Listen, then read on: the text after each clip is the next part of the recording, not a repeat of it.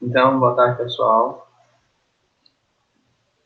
Eu vou ter uma pequena conversa com vocês, vou tentar expor alguns conceitos importantes sobre modelagem de ambientes utilizando o software Blender e os conceitos para importação e exportação de uma forma interessante, especificamente para Game Engine e Unity, mas que podem ser aplicados para outra Game Engine também, dependendo das especificações. Tudo certo? Alguém está tendo algum problema aí com a visualização da minha tela?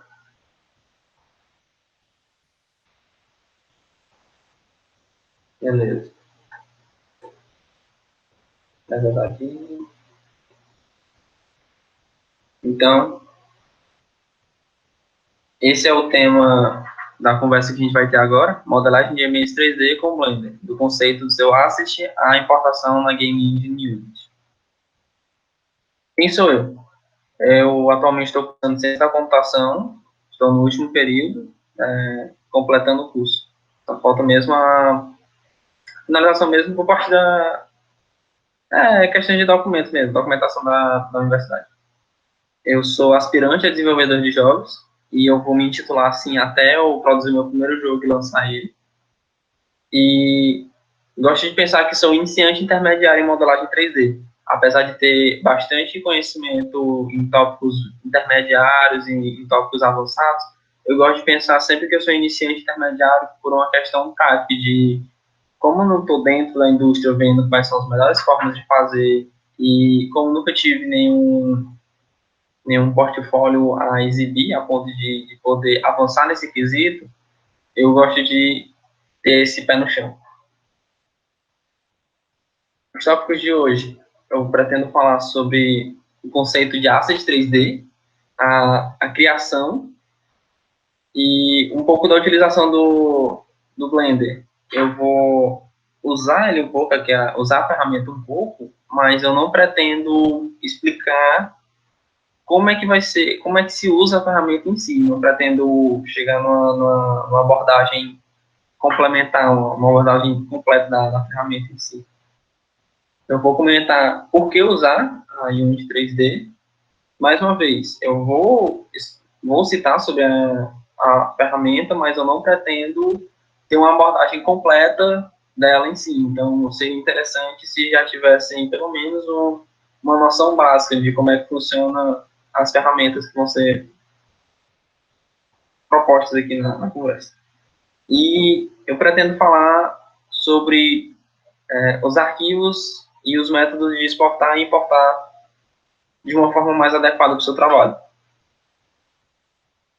E começando com simples, os conceitos de assets 3D e a questão do modelador e artista. O que eu preciso para ser um artista, um modelador? Por onde devo começar? Eu devo comprar algum curso na internet, fazer algum curso presencial? Como devo desenvolver minhas habilidades? Esse tipo de pergunta geralmente é feito para quem está iniciando e quem quer uma proposta mais séria na carreira, quem quer, vou dizer assim, viver disso. Bem, ao meu ver, eu não tenho uma vaga na indústria, mas todo mundo tem uma forma simples de começar. Todo mundo tem alguns passos a se seguir. E tudo começa com força de vontade. Esse é o treinamento do Saitama, para quem não conhece, atualmente na Zona Nerd, ele é o super-herói mais poderoso que se conhece. E muita gente se pergunta por que ele é tão forte. E ele respondeu, em um dos episódios dele, no mangá, ele responde que ele fez um exercício diário durante 2 ou 3 anos, se eu não me engano, que esse foi o treinamento dele. Todos os dias ele fazia 100 agachamentos, 100 abdominais, 100 flexões, 10 km de corrida. Não usar ar-condicionado no verão e nem usar aquecedor no inverno. Basicamente, esse é o segredo do poder dele, né? Só que aí entra a percepção, poxa, ele não tá fazendo nada demais. Por que ele é tão poderoso? É uma pura questão de força de vontade. Ele treinou tanto que ele ficou careca. Aí a fotozinha dele. E tem essa piada girando em torno dele. Por que ele é tão poderoso? E eu acredito exatamente nisso, é a questão da força de vontade dele. Em nenhum momento ele parou de fazer o que ele estava fazendo. Em nenhum momento ele deixou, ele procrastinou, ele sempre foi fixo naquilo que ele queria. Ele tinha um objetivo e ele foi até o fim daquele jeito, fazendo a atividade dele. E essa daqui é uma frase que eu gosto muito. Infelizmente eu não tenho uma referência de quem foi que disse. Foi uma frase perdida aí ao longo dos anos de faculdade. Tudo tem um começo. Se você não começar nunca, está mais longe de terminar. Respondendo ainda as perguntas que foram feitas, por onde devo começar, né? Sempre opte para começar pelo básico. Se você quer fazer modelagem 3D, um conselho bom é ter uma boa noção espacial. Então, se você conseguir, se eu falar para vocês, imaginarem um cubo. Então, ter essa noção espacial geométrica de um cubo, um quadrado com dimensões para todos os ângulos, os 3 ângulos possíveis, né, que nós temos, eixo X, Y, Z. Então, ter essa noção espacial já é o primeiro passo. O segundo passo é a gente conseguir ter uma noção geométrica mais profunda. Se a gente falar para expandir esse cubo em uma das dimensões, ele vai deixar de ser um cubo, vai começar a ser um paralelepípedo em uma das dimensões. Então, ter essa noção espacial em 3D é muito bom. Só que para a gente ter essa noção espacial, a gente também precisa... aliás, para a gente ter essa noção 3D, a gente também precisa de uma boa noção de desenho. Então, querendo ou não, começar pelo básico, desenhar simples, desenho simples, treinar a perspectiva, ter uma boa noção de anatomia, saber desenhar uma montanha, um prédio. Tem um treinamento muito bom que é da mão. Você tem uma mão, aí ela segura vários objetos, ela segura um clipe, uma bola, não está segurando nada, uma mão aberta, uma mão fazendo ok. Esse desenho, essa prática, ela é muito boa, porque você consegue ter várias noções, proporções de dimensões, o formato da mão, a posição, o que ela está segurando. Então, isso tudo é muito interessante. E isso tudo aqui se encaixa para o 3D. Então, se você consegue fazer desenhos simples, você vai conseguir fazer formas simples no 3D. Começar a desenhar prédios. Você tem um cubo e dimensiona ele para cima. Pronto, você tem um prédio. Aí é que entra a parte mais complicada, questão de perspectiva, fazer uma angulação da câmera, girar em torno do prédio ali e tudo mais. Agora eu quero fazer um detalhe mais bonito do meu prédio, eu quero fazer uma porta. Pega um cubo novo, tenta traçar uma porta, começar a quebrar esse cubo, puxar uma face para cá, uma face para lá, e começar a dividir, começar a fazer uma coisa um pouco mais complexa. Mas a questão é sempre tratar com o básico, nunca esquecer o básico. Com relação à questão de comprar cursos, fazer uma faculdade presencial e tudo mais, sempre é interessante quando a gente tem uma explicação de alguém que tem noção falando com a gente. Mas se alguém fosse me perguntar hoje, rapaz, tu acha interessante fazer faculdade? Para essa área, não que seja preciso. Não estou dizendo que não é para fazer faculdade, gente. Eu super aprovo a ideia. Mas a questão é, a gente tem muito conteúdo gratuito na internet, no YouTube.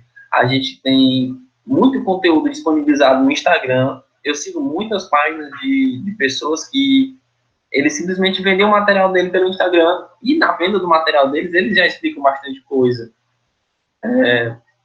Além disso, nós temos também muitos sites de cursos online, Udemy, Doméstica, entre outros que não vem à memória agora. Então, assim, para a gente começar, você pode ir para o YouTube, assistir umas videoaulas aqui e tudo mais, praticar. Aí é que tá, aí que entra a força de vontade do Saitama. Ao meu ver, se você começar, não pare. Faça todo dia, tire 1 hora e meia, 2 horas para você fazer aquilo. Para você praticar, nem que você faça o mesmo desenho diversas vezes. Tenta girar um pouco o desenho, mudar uma noção de perspectiva, questão de anatomia. Desenha uma mão, desenha um braço, um pé, um rosto, muda o cabelo. Sempre fazer coisas diferentes. E eu pulei aqui direto para o 3D, para quem não... Essa parte era para ter ficado um pouco mais para o final, mas não tem problema. Essa aqui são algumas referências de sites para modelos 3D, para quem queira dar uma pesquisada, ver como é que funciona o modelo 3D. Inclusive no Sketchfab, ele tem um modo de visualização de modelos 3D que ele permite você ver o wireframe do objeto, que é um modo aramado, como se você pudesse ver apenas os vértices e as ligações entre eles. Então, para quem tem uma dúvida, assim, querendo fazer um modelo assim, um pouco mais complexo, pode estar vendo esse modo aramado para ver a quantidade de vértices que tem, o nível de qualidade, porque isso é muito importante no modelo 3D. E aqui tem algumas referências para desenho, para quem quer praticar alguma coisa e tudo mais, porque eu vou bater na tecla. Isso é muito importante. Ter uma referência sobre um desenho, sobre um modelo, é muito importante. Então, tem esses três primeiros sites, o primeiro, o ArtStation, ele é muito profissional. Você pode procurar vários artistas lá, inclusive de grandes empresas.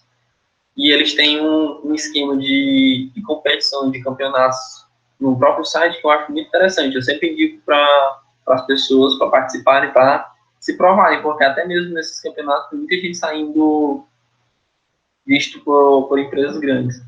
O DeviantArt, ele é parecido com o ArtStation, só que ele é um pouco mais, não simplório, como é que eu posso dizer, ele é mais indie, vou dizer desse jeito. Ele não se mostra tão profissional assim, apesar de ter muito artista expondo as coisas lá. O Pinterest todo mundo conhece, e fora esses sites, tem outras coisas que você pode fazer para ter bastante referência. Filmes, séries, animes, livros e mangás. E um dos meus favoritos é jogar diversos gêneros e títulos. Porque ao jogar um jogo, eu penso, poxa, se o cara pegasse essa mecânica e explorasse só ela, talvez o cara tivesse um resultado bem interessante. É assim que eu consigo visualizar grandes alternativas, vou dizer assim, algumas alternativas para gêneros interessantes. E entre outras maneiras que podem ficar à vontade para explorar. Eu estava vendo um podcast, inclusive depois eu vou mandar o link, sobre o artista conceitual. Ele era artista, lead artist, ele é o artista principal, né? Ele era o artista principal responsável pela criação do God of War. E ele estava comentando a experiência dele e demais, e foi muito interessante ver como foi que ele fez as coisas. E ele teve uma hora que ele comentou sobre as referências que eles usavam para poder embasar as coisas dos jogos. Eles tinham uma equipe de referências e eles pegavam essas 10, 15 pessoas e mandavam para outra localidade, para esse pessoal explorar museus, ruas não, que não era uma cidadezinha meio antiga, vou dizer desse jeito, tipo naquele clima viking, né, do jogo. Eu esqueci até o nome do país agora, Iceland, alguma coisa assim, Escócia. Enfim, um país assim. Nova Zelândia, se eu não me engano. Se eu não estiver enganado, é Nova Zelândia que eles foram. Então, continuando aqui. Por que eu preciso de referência? Eu não sou capaz de criar algo do zero? Bem, a resposta não é que você não seja capaz de criar algo do zero, mas é porque isso é uma questão mais científica, dizendo que o seu cérebro não consegue criar coisas do zero. Tanto é que você é um fator do seu meio. Tudo que você vivenciou, você consegue meio que armazenar no seu cérebro de alguma forma e consegue reproduzir a partir disso. Então, quando você tem uma referência, você com certeza vai conseguir produzir de uma forma bem mais nítida aquilo que você está imaginando. Não que a sua imaginação não seja algo seu, não estou querendo dizer isso. A questão é um fato científico, não sou eu afirmando isso. A questão é que ter uma referência vai te fazer ter um desenho, um modelo, um objeto mais nítido daquilo que você está imaginando. Você vai ter uma visualização concreta daquilo que você está imaginando. Então, eu vou falar um pouco aqui agora da criação do asset em si. A gente comentou um pouco sobre o básico, que eu quis deixar bem claro que ter uma noção básica é essencial. Quando você vai criar um asset, você precisa saber criar qualquer objeto que você vai precisar no seu asset. Eu vou precisar de um barril. Qual é a forma de um barril? É uma forma cilíndrica, achatada para os lados, meio esférica, ovalada, alguma coisa do tipo, que vai de cima a baixo. Ok? Mas antes de criar o seu asset, antes de criar o seu barril, você tem que pré-visualizar o seu asset. Eu vou querer um asset para uma dungeon, um estilo de jogo D&D, Dungeons and Dragons, RPG, MMORPG. Será que faz sentido ter um barril numa dungeon? Depende do estilo de barril, depende de que dungeon é aquela. Seria muito mais claro, muito mais óbvio se eu falasse que eu quero um barril para um jogo de pirata. Os caras estão no navio, tem um barril lá. Tem muito mais sentido. Então, essa definição de um tema tem que ficar clara na mente da pessoa que está fazendo o asset. Seja tanto para 2D. Tudo que eu estou falando aqui, ao meu ver, se aplica tanto ao 2D como ao 3D. Mas vamos enfatizar o 3D aqui, para noções óbvias do tema.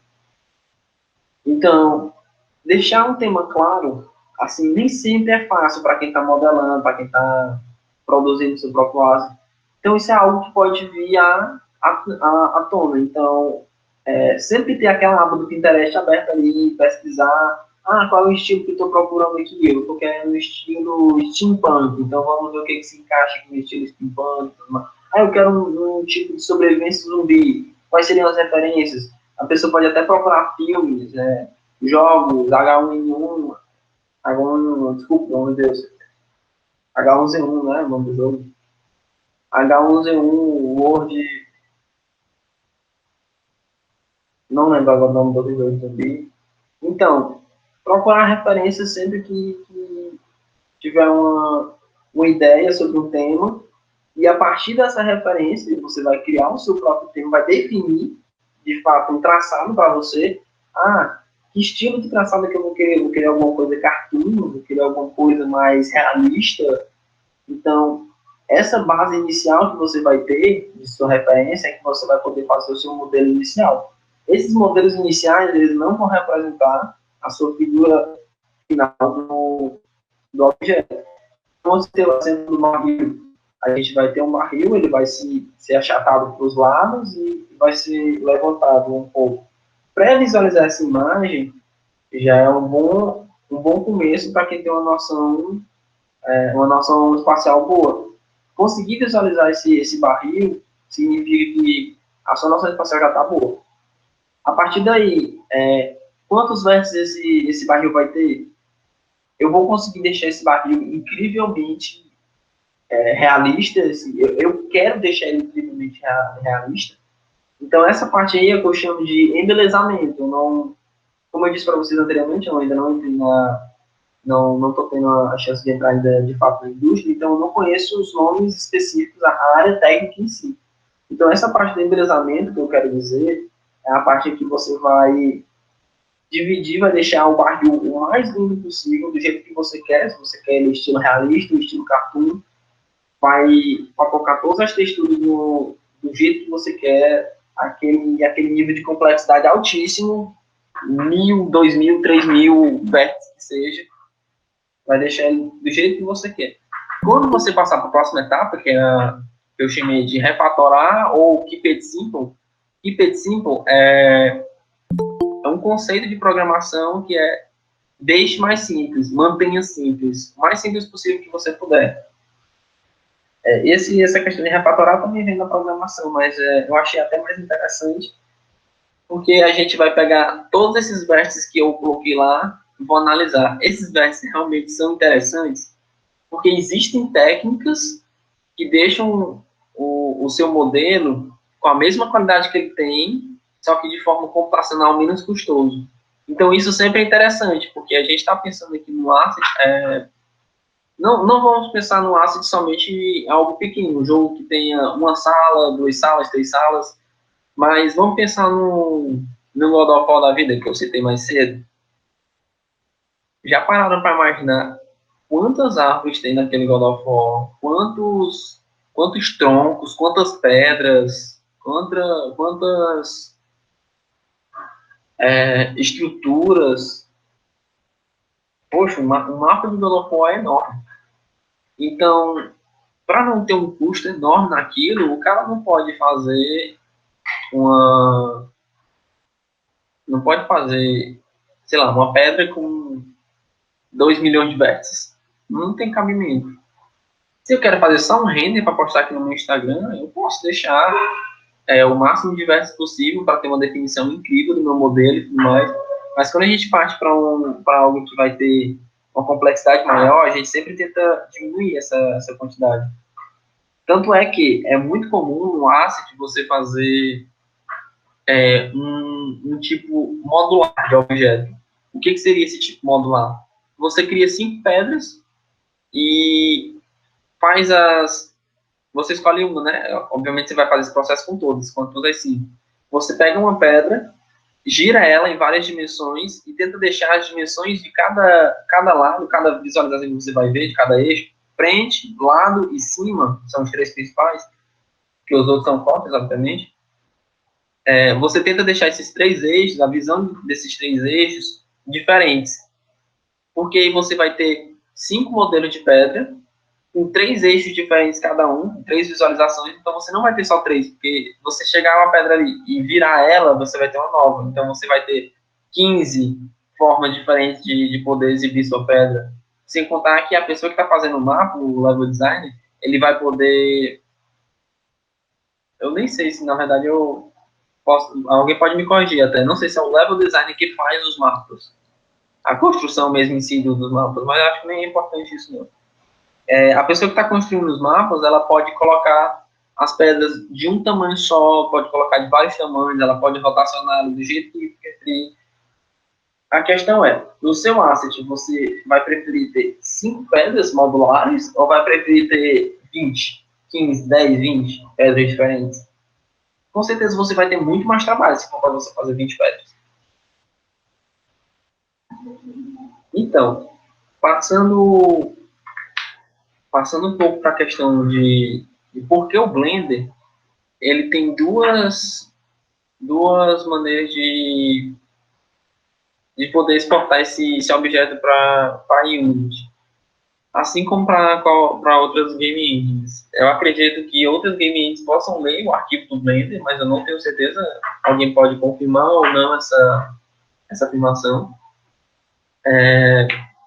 E uma delas é a mais comum para todas as game engines, que é o FBX.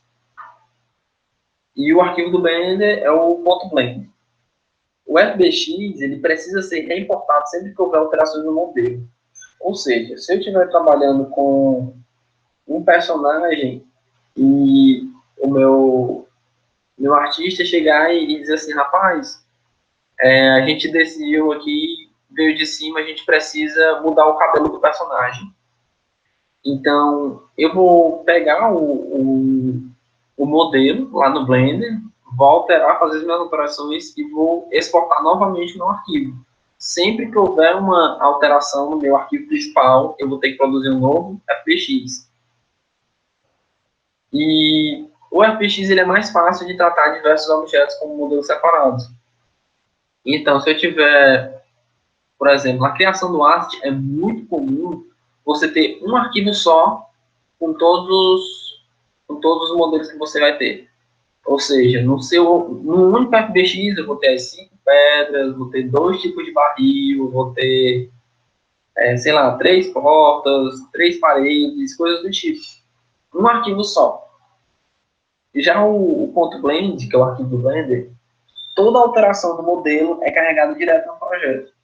Ou seja, no meu caso aí do personagem do cabelo, eu simplesmente vou alterar o cabelo, dar um Ctrl S lá no meu arquivo, salvar o arquivo, e quando eu carregar ele na minha game engine, ele já vai estar alterado automaticamente.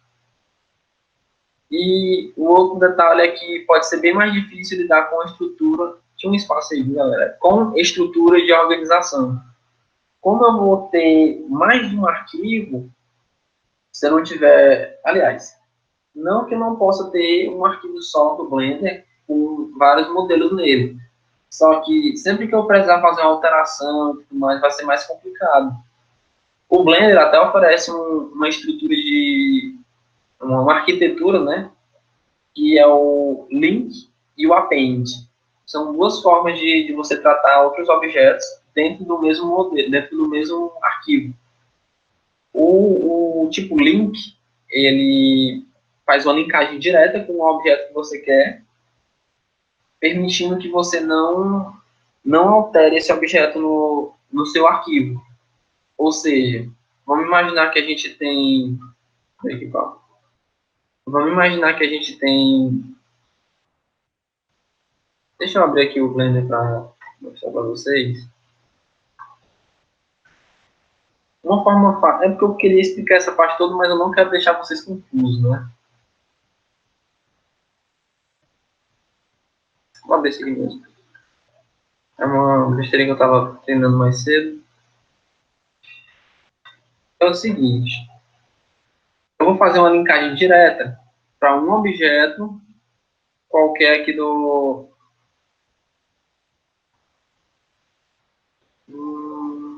esse aqui. Esse objeto aqui, na minha cena, ele está linkado com o objeto, com o arquivo do objeto real. Eu não consigo entrar no modo edição. Eu estou apertando o Tab aqui. Dá para ver.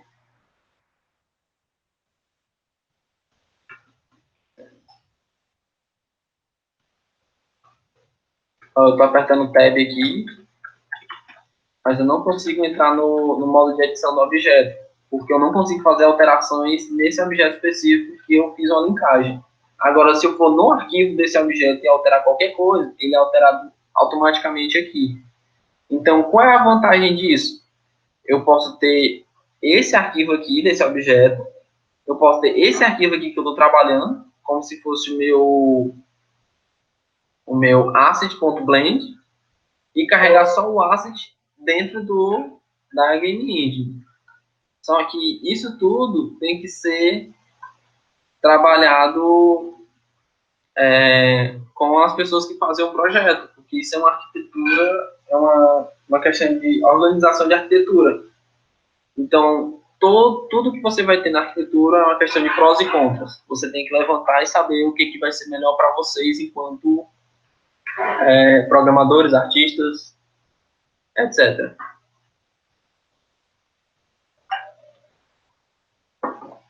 Teve algo aqui. É só tomar cuidado também, porque isso aqui pode acontecer em diversas ferramentas. Então, quando a gente fala para você ver as especificações da sua ferramenta, estudar um pouco o conceito dela, é ver tudo que você pode fazer e como ela trata os seus próprios objetos. No Blender, a gente tem o Left-Handed Coordinates, que é essa imagem aqui da esquerda, essa parte. A imagem é a parte da esquerda, né, obviamente. E ela trata as coordenadas dessa forma aí. Quando a gente vai para Unity, a gente tem esse outro aí do lado direito, o Right-Handed Coordinates, que ela trata o eixo Z como se fosse o eixo de profundidade. Então, sempre que a gente tiver uma exportação e importação, no Blender, a gente tem que ter o cuidado de verificar isso. E já tem configurações próprias do Blender, para você poder fazer esse tipo de coisa. Não é por padrão do Blender fazer essas alterações automáticas, então você vai ter que fazer isso de acordo com suas preferências. Como é que a pessoa sabe disso? Estudando um pouco, vendo a questão das rotações do objeto na Game Engine e tudo mais. E eu queria, antes de passar para o tópico da Game Engine, eu queria apresentar para vocês esse meu pequeno projeto aqui. Como eu disse, eu queria fazer uma abordagem rápida do Blender. E eu queria mostrar esse projeto aqui, tipo uma Game Jam da Game Jam Plus. Tem uns modelos errados aqui, mas é porque eu não atualizei, justamente porque eu queria mostrar para vocês. Esses meus arquivos aqui, eles são todos .blend. São todos arquivos do Blender. Se eu abrir eles diretamente aqui, eu venho já direto do programa e eu posso trabalhar. Antes eu estava trabalhando neles de forma que... Essa volta aqui. Aqui vocês podem acompanhar o que eu estou apertando. Eu estava passando eles todos como um asset enorme com todos os meus modelos. Aqui, todos os meus modelos eles estavam dentro desse mesmo arquivo. Aí eu tive que fazer essa separação para cada arquivo que eu tenho. Imagina eu decidi, não, eu vou começar com um arquivo só para todos os meus modelos. Aí depois eu decidi, não, vai ser muito complicado, vai ser muito complexo, é melhor separar cada um para poder trabalhar neles de forma individual. Porque eu mudei uma das prioridades do jogo. Então, imagina eu separar cada um desses arquivos aqui, eu tive que fazer 20 novos arquivos. E eu chegar mais para frente e falar, rapaz, eu vou ter que voltar para outra estrutura. Então, isso é uma coisa de arquitetura que tem que ser vista antes. Se eu pegar esse meu objeto aqui e trazer para a cena, eu vou trazer todos os objetos que estão no meu arquivo. Inclusive, não sei se vocês estão vendo aí direitinho, tá tudo certo, né, Juan, com a visualização? Sim, tudo certo. Perfeito.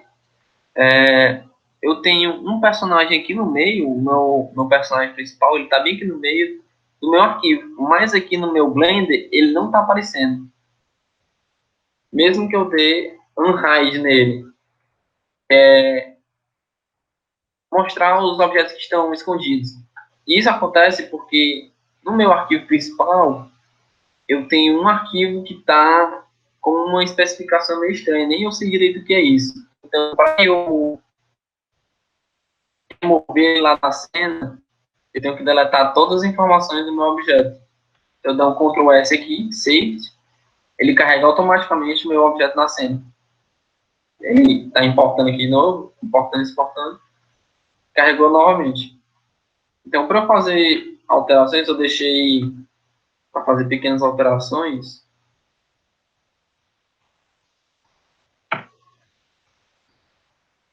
Só para eu poder trabalhar em cima do...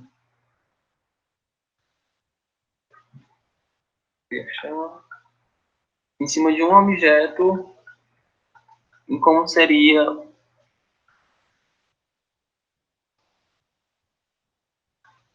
Meu objeto aqui ainda tem alguns erros e tudo mais, ainda vou dar uma trabalhada mais pegada nele. Ele foi feito, como eu disse, ele foi feito para Game Jam, então ele foi feito literalmente às pressas. Opa. E na hora que eu faço pequenas alterações, ele já carrega diretamente aqui, na Game Engine. Então, isso tudo aqui são prós e contras da ferramenta, que podem ser abordados aqui novamente. A ferramenta Game a Unity, ela tem diversas opções de importação do modelo, do rig. Para quem não conhece o rig, é uma espécie de esqueleto do teu modelo. Ah, mas o meu modelo nem tem esqueleto, ele é um objeto, não sei, ele é um painel aqui, um rolamento de caixas e tudo mais, aquela estrutura que tem em fábricas grandes e tudo mais. Beleza, mas se ele for um personagem que é o nosso amiguinho aqui, ele vai ter um certo tipo de esqueleto. E mesmo que ele seja um painel, ele poderia ter algum tipo de animação, rotação, inclinação, alguma coisa do tipo, que poderia ser facilmente controlado por um esqueleto. O nome é esse, mas não quer dizer especificamente que ele só serve para tipos genéricos de personagens e etc.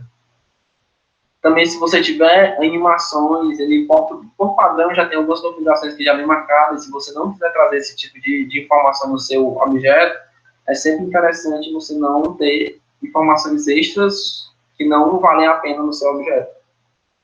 Os materiais, tudo vem encaixado por padrão no objeto tipo Blend, ele já vem tudo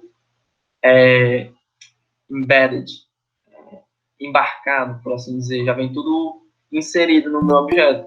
Mas eu posso dar um extract nesses materiais. Eu não vou fazer isso porque eu não quero, porque se eu fizer isso eu vou ter que reconfigurar o meu modelo e tudo mais, então eu prefiro deixar desse jeito, que já é uma maneira mais fácil de trabalhar, até porque futuramente eu pretendo alterar a maioria desses materiais aqui. Eles são materiais super simples, só para me dar uma cor e uma pré-visualização do meu asset. E eu quis mostrar esse projeto aqui específico. Esse asset não é meu, ele é de um colega de Jean, o Vinícius, eu não sei ainda se ele está no grupo. E eu recebi esse asset dele em algumas horas, foram 8 horas no primeiro dia, 4 horas em cerca de 12 a 20 horas aí no máximo. Eu recebi 1, 2, 3, 4, 5, 6, 7, 8, 9, 10, 11, 12, 13, 17, 18, 19. Eu recebi 19 modelos dele em 20 horas. Então, se vocês forem ver, os modelos, eles, para quem fez as pressas, para quem fez um trabalho rápido, eles são modelos bem trabalhados, modelos bem bonitos, bem feitos. Vou ver se eu mostro aqui alguns a mais.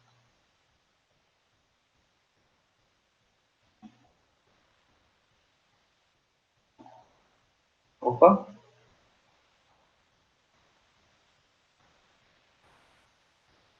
Modelos bem caprichados e tudo mais.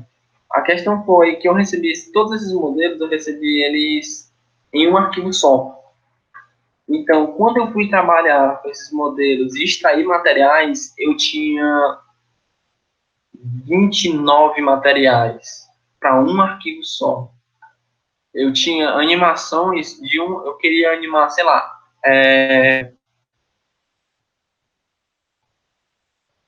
o nosso forklift aqui. Eu queria fazer uma animação específica de subida e descida esqueci o nome desse carrinho aqui. Eu queria fazer uma animação de subida e descida dessa parte do forklift e eu não conseguia, porque eu tinha esse arquivo, eu tinha um arquivozão para ele. E para mim mexer nesse arquivo aqui, meu amigo, eu tinha que quebrar o asset completo e fazer um asset exclusivo dele aqui dentro da Unity, porque eu não estava acessando o Blender por causa da versão dele que era diferente, enfim, problemas de gerenciamento. E isso tudo aqui tem que ser previsto. Na hora que eu for... Ó, esse meu modelo aqui, ele tem 4 materiais. Só ele. Imagina o meu asset com 19 modelos. Então, isso tudo tem que ser pré-visualizado.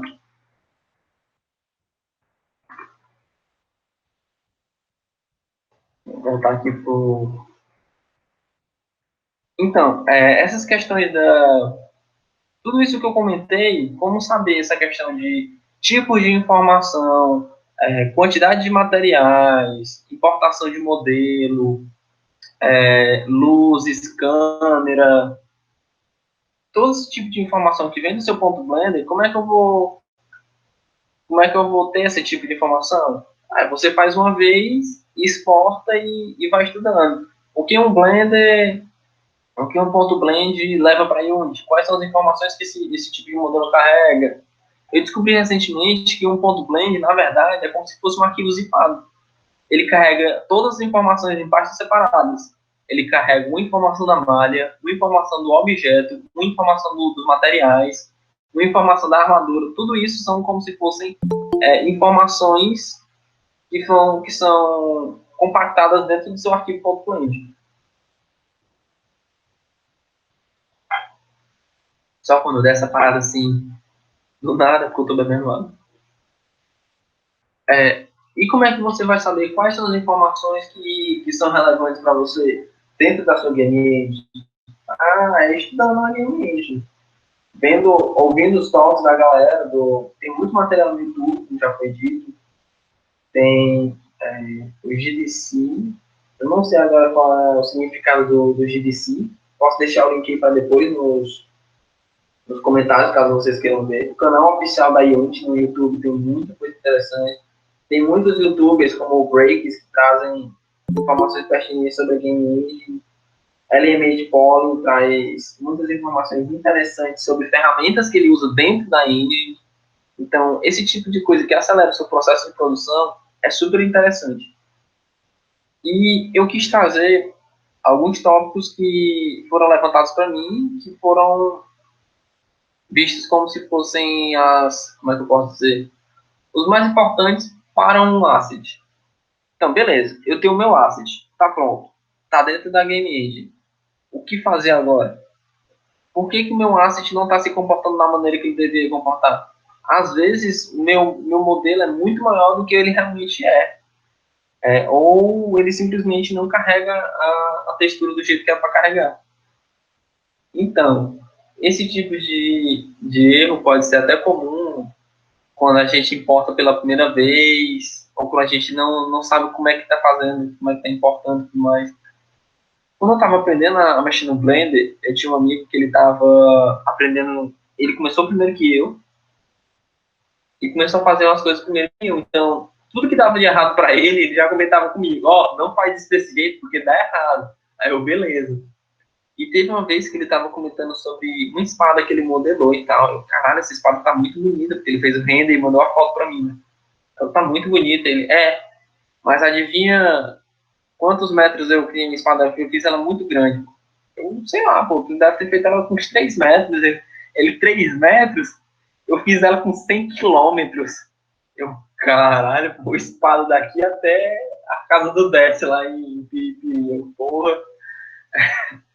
100 quilômetros de espada, bicho. A questão é, o que foi que ele errou pro modelo dele estar com 100 quilômetros? Na Unity tem uma configuração de importação. Eu fechei a Unity? Não, fechei não. Abri ela aqui rapidão para mostrar.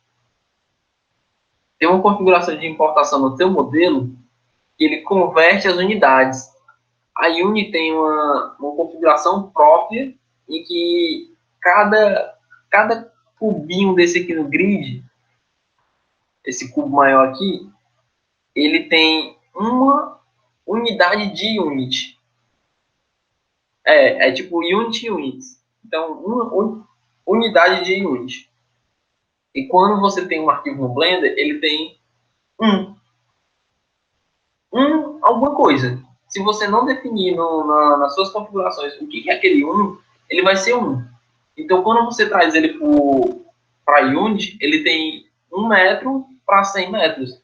Só que o meu amigo, ele definiu a configuração dele, a escala dele, para ter a configuração de metro. Aí, quando ele trouxe para cá, deu um multiplicativo de 100 aí. Na época que a gente fez isso, com 3, 4 anos atrás, era bem mais complicada a questão de escala de fator.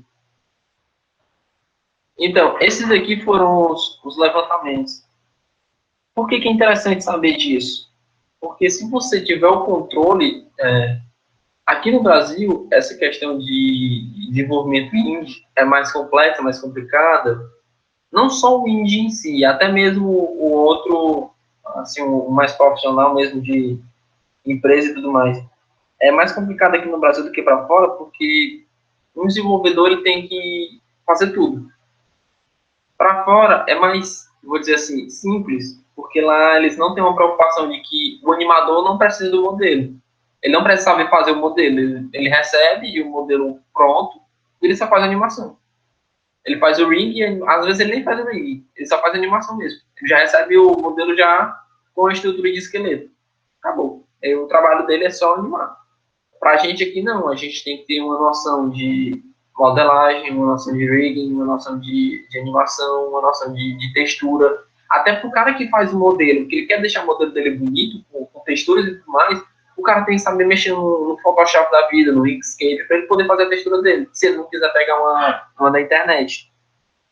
Então, saber ter esse tipo de informação, às vezes ajuda você a produzir o seu material de forma mais interessante para quem vai utilizar, seja você ou seja outra pessoa que vai utilizar. Se eu tenho noção de que o meu material, minha textura, ela funciona de um jeito X, eu não vou produzir ela do jeito Y, porque eu sei que daquele jeito ela não presta, não funciona, porque ela vai gerar algum erro em algum momento. E esses daqui foram os tópicos que eu pesquisei, que eu achei interessante trazer na questão da Game Engine, quando se trata de asset, de criação de assets. Eu estou dizendo que eles são os mais importantes da Game Engine? Não. Eu estou dizendo que eu acho, na minha opinião, que eles são os mais relevantes quando se trata de assets. Neles, eu vou poder explicar um pouco para vocês, mas a gente não pode tratar esses tópicos aqui como se fossem algo interessante para animação, como se fosse algo interessante para programação de estruturas ou colisões ou física. Então, até vale, né? A questão dos shapers vale, é muito interessante para colisões físicas, mas enfim. O que é cada um deles? Eu evitei falar isso, porque eles estão tudo em inglês, né? Vai que o pessoal não gosta, acha graça. O Lightning Bake, o que é?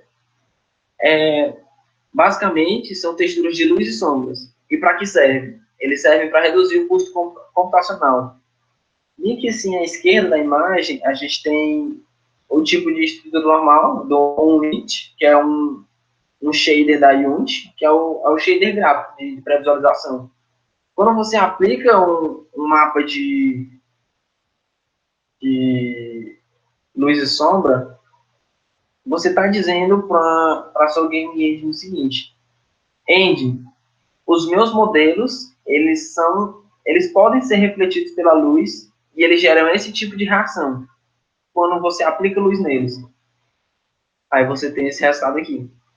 Esse resultado aqui, ele não vou dizer de graça, ele é praticamente de graça. Você produz esse light map aqui, o mapa de luz, uma vez só. Você produz e aplica no seu modelo. Para você produzir ele, aí você tem um custo computacional, vai ter renderização. Talvez você demore, dependendo do seu modelo, você pode demorar de 3 a 8 horas, 12 horas, tudo mais. Para quem não tem uma noçãozinha de renderização, só para ficar constado nos autos, o primeiro filme dos Incríveis foi um lançamento de 2006, 2008. Se eu estiver errado, podem me corrigir. O segundo filme, Os Incríveis 2, foi lançado cerca de 10 a 15 anos depois. Se perguntarem o porquê, porque o pessoal não tinha história, eu tenho certeza que eles tinham história para contar do jeito que eles bem quisessem. A questão é, o filme foi tão bem feito, tão bem renderizado, que se você usar uma mega câmera para renderização dos frames, você vai ver a malha da roupa dos super-heróis. Ela é uma malha de tecido com cordinhas. Eu já vi essa estrutura, é muito linda. A renderização deles foi completa. Tanto é que, quando você faz renderização para filmes, você não está preocupado com o custo computacional, porque você sempre vai renderizar todo o ambiente que aquela cena está passando. Então, isso pode demorar horas e horas e dias. E tanto é que, para eles têm máquinas que fazem esse processamento paralelo. A questão é, isso daqui vai reduzir esse poder de processamento, essa gama de horas aí. Já imaginou se o seu cliente tivesse que renderizar isso aqui tudo em tempo real? Toda vez que ele entrasse numa cena diferente. Os jogos seriam absurdamente caros, teria uma necessidade absurda de um componente extremamente potente. E esse tipo de estrutura aqui, você produz ele uma vez só no seu processo de criação. Talvez, se você quiser alterar ou adicionar mais coisas, mas você faça ele mais de uma vez. Mas até esse mapa aqui, ele está super complexo, que ele deve ser um mapa para todos esses objetos aqui. O meu conselho é, sempre que puder, dependendo do seu nível de asset, né? Se a gente estiver falando de um asset com 5 pedras, a gente faz um light map para as 5. Mas se a gente estiver falando de um asset com 19 peças, que nem o meu lá, a gente faz um light map desse para cada objeto. Que seria, ao meu ver, é uma abordagem mais interessante. O Occlusion Culling. O que é? É uma técnica para diminuição de vértices e polígonos na renderização. Para que serve? Otimização de gráficos e redução de custo computacional. Mais uma vez, a gente está tendo mais ou menos o mesmo objetivo aí, que é a redução do custo computacional. E por que que o pessoal fala, rapaz, é o que eu acabei de citar. Se a gente deixar isso tudo para o cliente, ele não vai jogar o nosso jogo nunca, porque ele não vai ter condição de jogar o nosso jogo. Esse tipo de técnica aqui, imagina esse ponto bem aqui como se fosse a nossa câmera, e tudo que a gente está vendo aqui, na verdade, ele é a nossa câmera. Tudo que a gente está vendo aqui é esse cinza aqui dessa parede. Então, tudo que está atrás dessa parede aqui, aliás, nada que está atrás dessa parede é renderizado. Ou seja, isso aqui tudo, que não está sendo visível pela câmera, nada disso aqui está sendo computado pelo nosso cliente, pelo videogame, seja lá qual for o console que esteja vendo isso. Isso tudo aqui é uma técnica dentro da sua game engine que tem que ser abordado. Isso aqui para a criação de um asset é muito importante, porque você tem que ter noção do que vai ser visto, de onde vai ser visto cada coisa, cada objeto da sua cena. Deixa eu ver aqui um pouco de agora.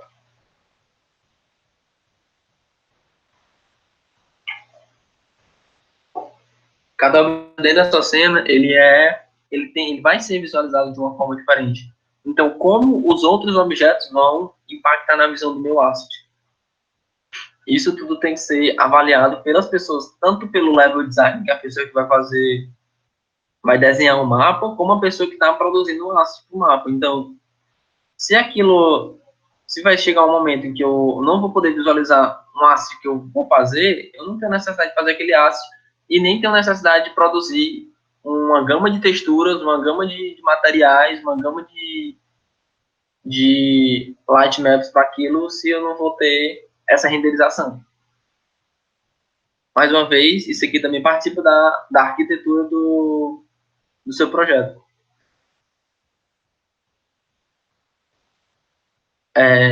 Textures, as texturas. O que é? Texturas são mapas 2D aplicados em um modelo 3D para visualização de sua representação volumétrica. Para que serve? Para visualizar o modelo com cores e sombras, basicamente. Esse objeto aqui para vocês, ele está vindo como um muro bonitinho e tudo mais, tá? Mas isso aqui é um plano. É um plano simples e reto e firme. Ele é um plano. O que ele está aparecendo? Se a gente notar bem direitinho, a gente vê que ele tem alguns relevos aqui, mas bem bonito, parecendo mesmo uma parede com tijolos. Apesar de ser um pano, óbvio, claramente. Essa textura bem aqui assim, a de cima, ela está sendo aplicada como cor desse plano. E essa textura bem aqui embaixo, ela está sendo aplicada como refração. Refração da luz nesse objeto. Ou seja, nesse ponto bem aqui assim, que é mais ou menos, é para ser esse ponto bem aqui assim, se não estiver errado, ó, esse ponto aqui, né? É isso?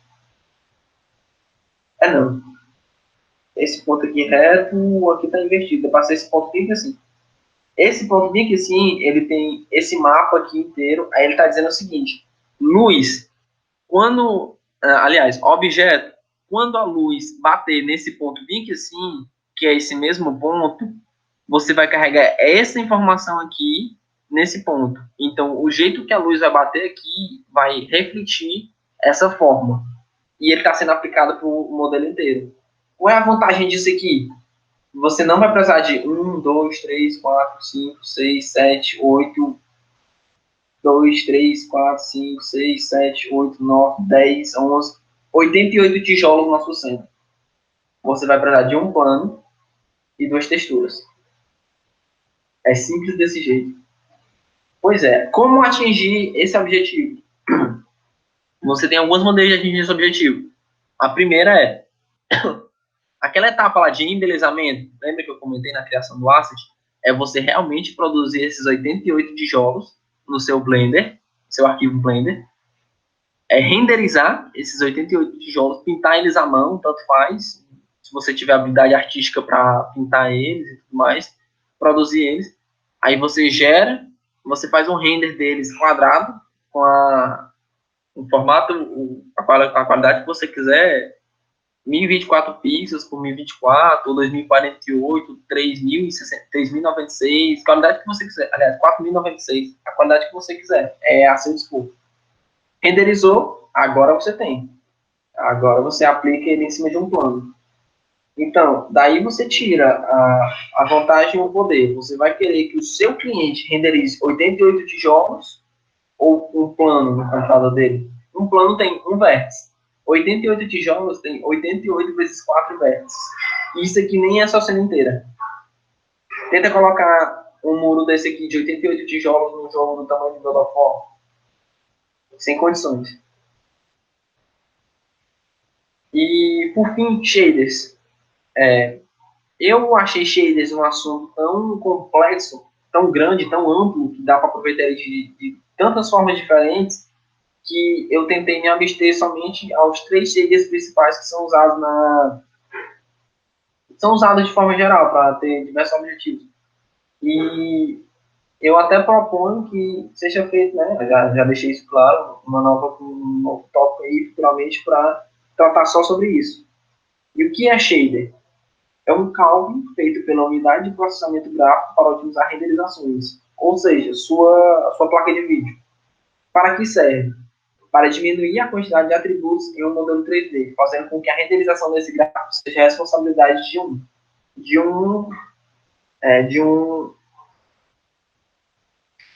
de uma placa de vídeo, no caso, de uma unidade de processamento gráfico. Não entendi. Shader serve para o seu plano. Isso aqui, essa água aqui linda de Just Cause 2, essa água linda aqui é um plano enorme, certo? E ela tá tão bonita desse jeito aqui porque tem um shader aplicado em cima dela. O shader serve para isso. Ou seja, vamos imaginar uma situação ideal em que nós temos um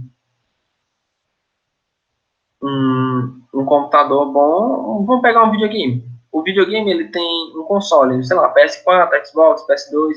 Eles têm duas fontes principais de renderização vírgula. Eles têm duas unidades de processamento. A unidade de processamento gráfico, que é como se ele tivesse uma placa de vídeo dedicada para o videogame. Essa placa de vídeo não é tão poderosa assim. E ela tem uma unidade de processamento, é um processador. Dependendo do console, é tão poderoso quanto ou mais, né? O PS2 nunca vai bater um 3 ou um 4. Então, esse shader aqui, esse gráfico aqui, ele está sendo processado pela GPU, pela unidade de processamento gráfico. Então, a CPU, ela está só vendo isso aqui tudo como um plano enorme. Ela, beleza, aqui tem um plano enorme, está processando. Agora, a GPU, ela pega e fala, cara, mas tu vai pegar todos esses planos aí, todo esse plano, tu vai pegar ele, tu vai dividir ele desse jeito, vai dizer que a cor dele é desse jeito, em cada ponto desse, cada ponto tem uma cor diferente, e esses pontos eles estão se movendo. A CPU pega e fala, rapaz, eles não estão se movendo aqui não, eles estão tudo parados. A GPU pega e fala, não, pois eu vou fazer ele se mover para ti. E ele entrega esse resultado bonito aqui pra gente. A CPU pega e fala, esse aqui é um plano e pronto, tá aqui o plano. A GPU pega e fala, não, é um plano bonito, tá aqui o plano bonito. Esse aqui do lado direito é do Minecraft.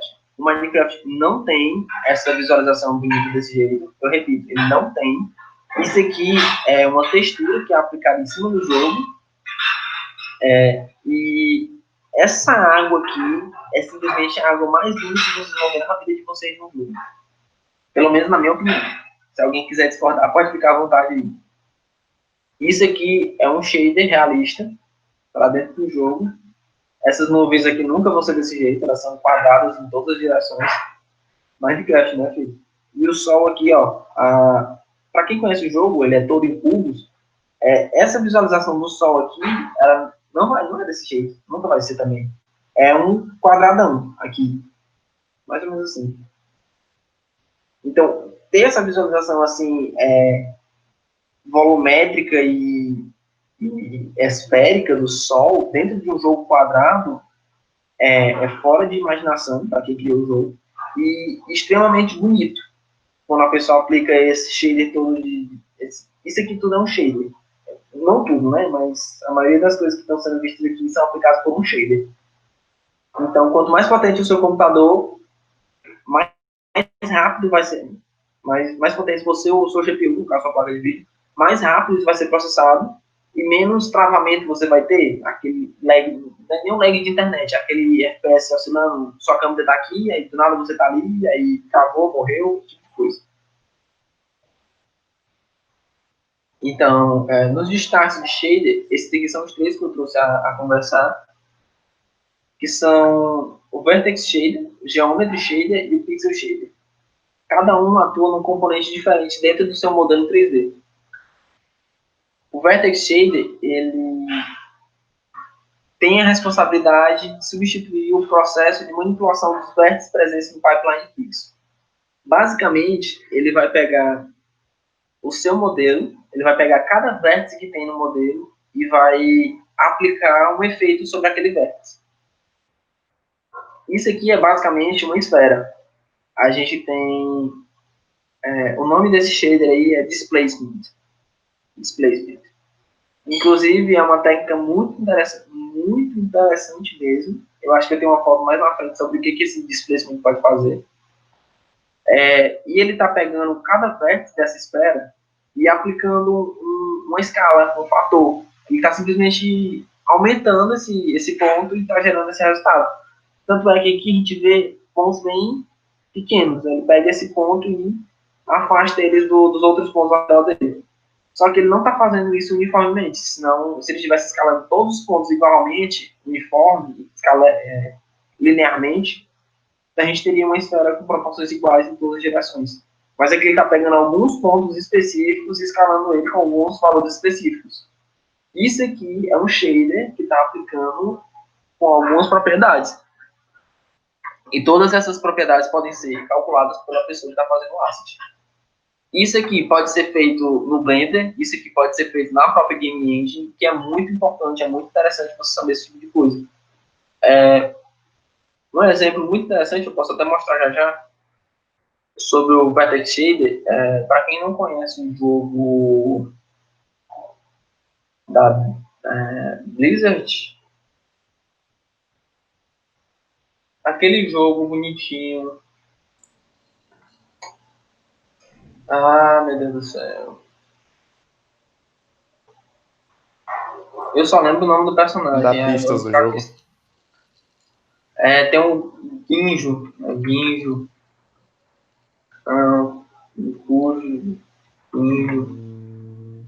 É um jogo de tiro da Blizzard. Overwatch.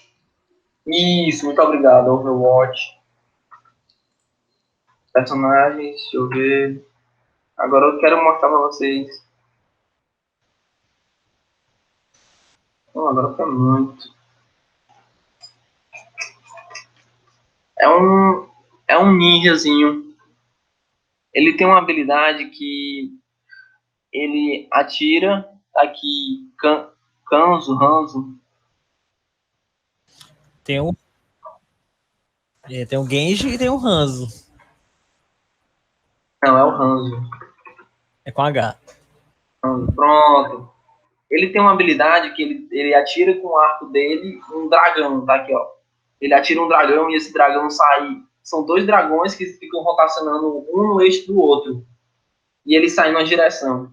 Aquilo dali nada mais é do que um dragão em linha reta com um shader aplicado para duplicar o dragão do lado dele e outro shader aplicado para rotacionar no eixo no meio dos dois.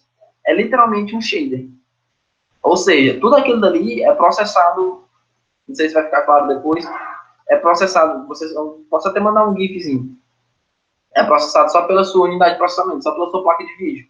Ou seja, se você tiver um computador sem placa de vídeo, todo esse processamento vai cair em cima do seu processador. O seu processador vai ter que calcular todas as coisas que estão sendo feitas no jogo, durante o jogo, mais o processamento do shader. Isso é muito custoso. Apesar do shader ser uma técnica para diminuir o custo, né? Onde não tem placa de vídeo, o custo fica sempre nas costas do processador. A gente tem o Geometry Shader. Ele não tem uma correspondência no pipeline pixel de renderização. Ou seja, ele não acontece em paralelo com o Vertex Shader. Sua principal função é a de criar ou remover vértices, permitindo maior controle na geometria que passa pelo pipeline programável. Essa questão de pipeline é mais para uma questão de programador mesmo. Isso aí é como... Na verdade, não é como. Na verdade, é a ordem em que vão ser executadas as ações do shader. Um pipeline é como se fosse um caminho que ele tem que seguir. Então, o Geometry Shader e o Vertex Shader, eles não competem pela... Como é que eu posso dizer? Por esse caminho. Ou seja, o Geometry Shader, ele simplesmente é aplicado. Basicamente, né? Em alguns casos, ele simplesmente é aplicado. No começo ou em algum outro momento que você queira aplicar ele. O resultado do Geometry Shader é esse aqui. Esse aqui é um canal do YouTube, para quem modela no Blender, já deve conhecer, ele se intitula Blender Guru. Eu posso deixar o link aí mais para frente, eu acho que eu tenho um link dele nas referências, eu acho que eu coloquei. Então, essa corda linda que vocês estão vendo aqui no print de baixo, ela é aquele cilindro ali em cima, com 1, 2, 3, 4, 5, 6, 7, 8. 8 faces. 1, 2, 3, 4, 5, 6, 7, 8. 8 faces. E está gerando essa corda linda aqui. Por quê? Porque ele está aplicando um shader chamado Displacement. Ele está quebrando todos esses vértices aqui em outros vértices. E está, nesse caso aqui, ele está girando de acordo com uma textura. Olha a textura aí fazendo poder. Ele está girando esses vértices de acordo com uma textura e está aplicando, além de ter um normal aqui, né, um mapa normal, que é de luz e refração, ele está aplicando um mapa de profundidade também, para ele ter essa noção de corda aqui, ó. Aqui assim do lado, como se ela estivesse se arrastando, se grudando, coladas uma na outra. Então, isso aqui tudo é calculado na placa de vídeo do seu cliente. Isso aqui tudo é calculado na CPU do seu cliente, no processador do seu cliente. Aí você compara o que você quer que seja processado pelo seu cliente. Esses poucos vértices aqui, ou essa estrutura enorme aqui, bonita e maravilhosa desse jeito aqui. Só que o seu cliente, ele quer ver isso aqui, mas ele não quer calcular isso aqui, não. Porque senão o preço dele não roda. Sempre entra nesse trabalho. Então, para uma pessoa que está... Por que eu estou achando sempre interessante falar sobre essas coisas aqui na criação do asset? Porque a pessoa que cria o asset, ela tem que ter noção disso, porque ela não vai fazer uma corda desse jeito. Ela vai fazer uma corda desse jeito e vai aplicar essa estrutura nessa corda. Então, isso aqui é o seu asset. Isso aqui é como você vai deixar ele, como você vai fazer ele ficar bonito. Então, essa questão de shader aqui é muito importante, ela é muito bonita, é um potencial que explora infinitamente o limite da criação do artista. E, por fim, tem o Pixel Shader. Vou ressaltar aqui, quando eu digo por fim, é por fim desses três, não de todos os shaders que existem. Há muito mais shaders e você pode criar o seu próprio shader. Existe uma linguagem para isso. Eu só não me recordo agora o nome dela, acho que é GSML. Algo assim, alguém pode confirmar aí. Portanto, pode ser dito que um Pixel Shader é simplesmente uma parte do shader que trabalha especificamente com pixels. Mas para quem quer uma resposta mais precisa, ele é um programa executado pelo processador gráfico que cria efeitos espaciais nas texturas de objetos 3D, modificando os padrões de luz e cor de cada pixel. A diferença do Vertex Shader e o Pixel Shader é que o Vertex Shader ele trabalha com a localização e o Pixel Shader trabalha com as cores. Esse é o resultado de um Pixel Shader. Ele quebrou o modelo 3D. Esse modelo 3D tem 3 vértices. 1, 2, 3. É um triângulo. Pode ter mais, mas não importa. Basicamente, eu posso aplicar um Pixel Shader em um triângulo com 3 vértices.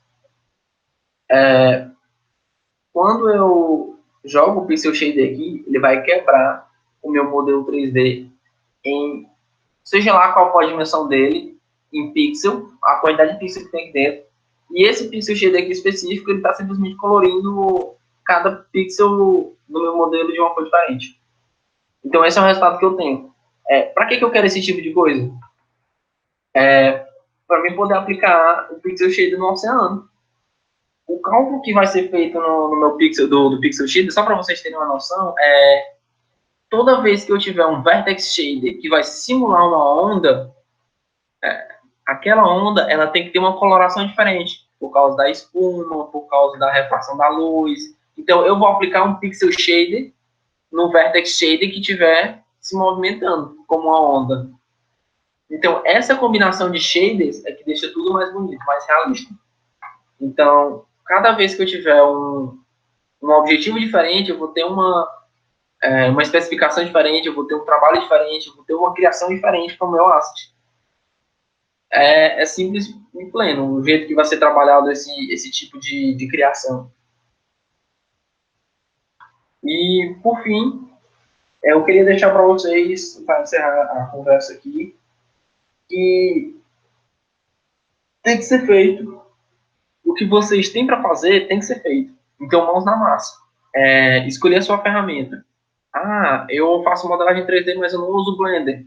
Não tem problema nenhum. Ninguém vai te julgar por conta disso. Tu modela em quê? Tu modela no Paint 3D, tu modela no Voxel, Magic Voxel, Maya, ZBrush, Rhino 3D, seja lá qual for a ferramenta que tu usa, lê tudo que tu pode ler dela, aprende a mexer nela do melhor jeito que tu pode aprender e começa a praticar alguma coisa todo dia.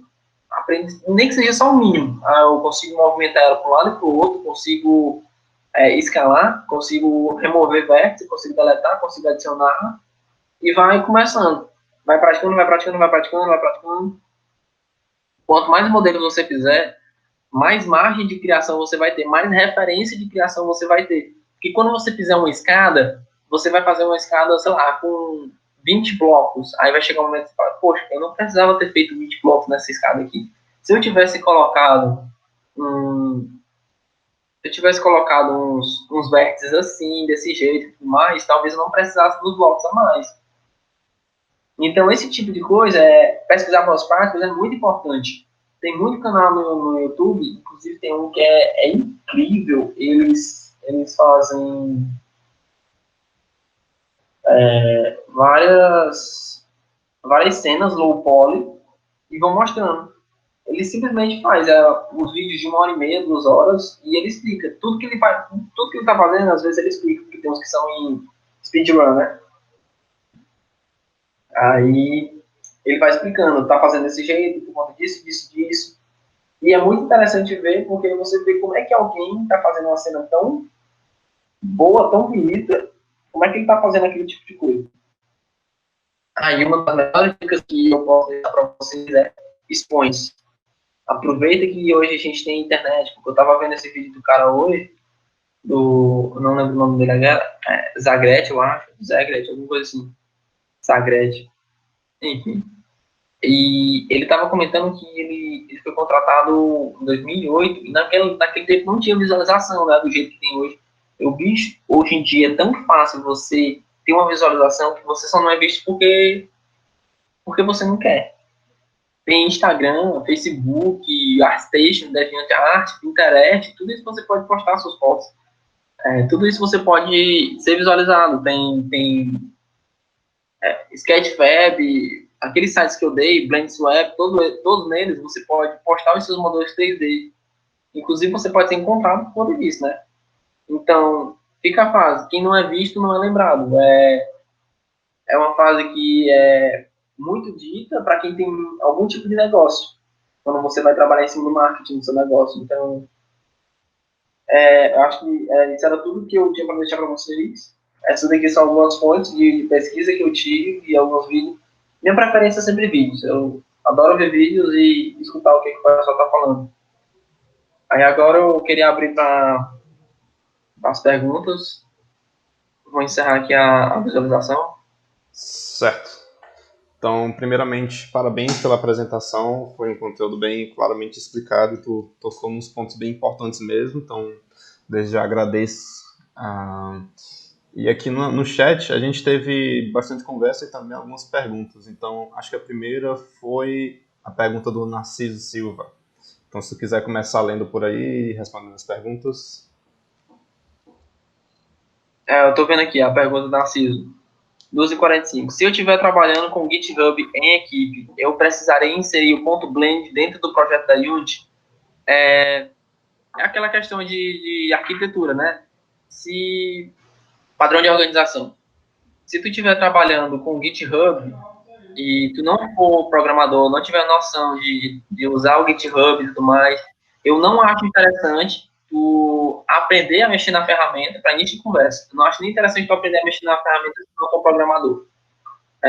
E em segundo, não acho interessante também adicionar um ponto blend dentro do GitHub. Por quê? Como eu disse, um ponto blend, ele é como se fosse um arquivo zipado com muitas informações. Então, tem informações de malha, tem informações de materiais, informações de textura e tudo mais. Então, se você estiver adicionando um arquivo único, ponto blend, dentro do GitHub, você não está adicionando só ele. Além de todas as informações inseridas dentro do objeto, você vai ter texturas, você vai ter materiais, você vai ter mapas normais de oclusão de ambiente. Então, esses mapas, o GitHub não trabalha bem com esse tipo de arquivo. Imagem, ponto blend, vídeo, áudio, esse tipo de arquivo aí, eles tratam como se fosse large files. Então, se você quiser, você pode, não estou dizendo que não pode. É só uma questão de arquitetura, de como você vai trabalhar. Se você quer fazer desse jeito, faça da melhor forma possível. Então, se você quer utilizar o ponto blend dentro do GitHub, você pode trabalhar com o Git LFS, Large File System, que é um sistema de gerenciamento deles para arquivos grandes. Lembrando também que o seu arquivo .blend, ele tem um pequeno problema de que ele consegue ficar muito grande facilmente. Então, os arquivos pequenos que a gente faz aqui, deixa eu ver aqui qual é o tamanho de um asset meu.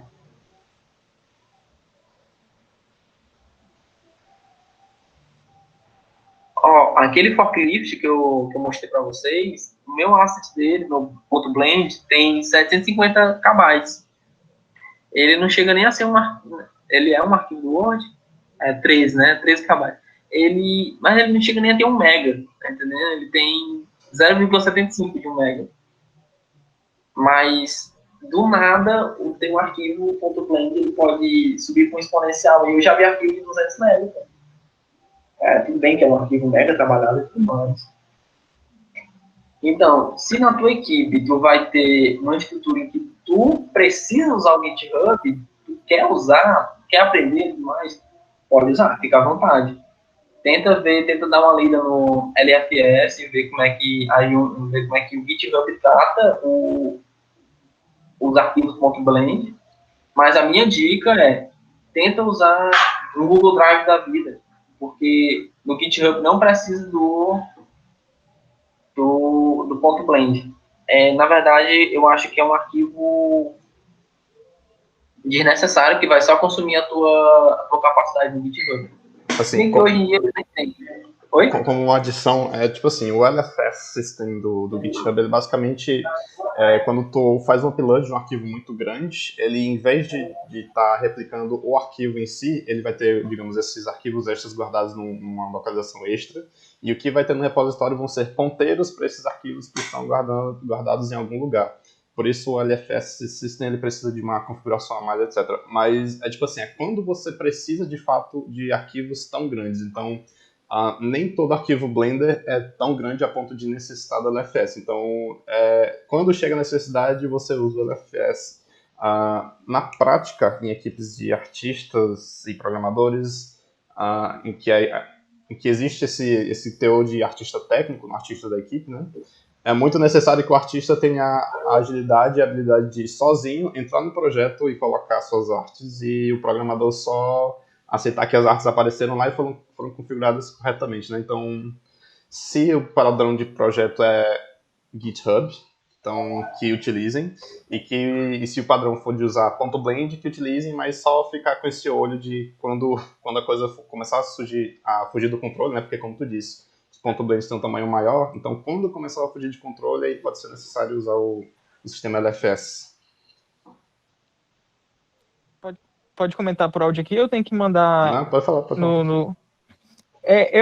Particularmente, eu acho um pouco incômodo quando tem arquivo Blend, porque nem todo mundo tem Blend instalado, né? E se você tem um projeto com um arquivo .blend e você não tem um Blend instalado, simplesmente não abre o modelo na Unity ou na engine que você estiver utilizando. Por isso eu prefiro o FBX ou outro formato, porque da mesma forma, é como se para que um artista abra a Unity, ele tivesse que ter, sei lá, o Visual Studio instalado. Eu acho que isso cria uma certa barreira, entendeu? Um requerimento a mais que não deveria ser necessário, na minha opinião. Sim, é verdade. Eu esqueci de comentar isso, muito bem ressaltado aí. Tem casos, como tu falou, Germano, existe essa arquitetura que é decidida, né? Então, se a equipe decide usar Blender, então todo mundo tem que instalar Blender. Então, nesse caso, se a equipe estiver preparada, aí até que é menos inconveniente, mas sim, eu já recebi .blend quando eu formatei o PC e o modelo não aparecia, eu não sabia por que era, eu fui, é um .blend, eu tive que instalar o Blender.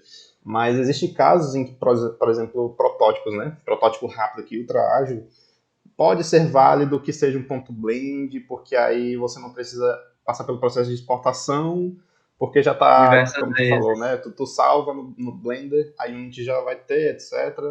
Mas, tipo assim, eu concordo com o Daniel que, tipo, um passo extra de exportação para FBX é tão rápido, tipo, teoricamente não é para necessitar do .blend na Unity e tal. Respondendo bem que o Patrocínio, ele perguntou se Pixel Shader é a mesma coisa que o Fragment Shader. Sim.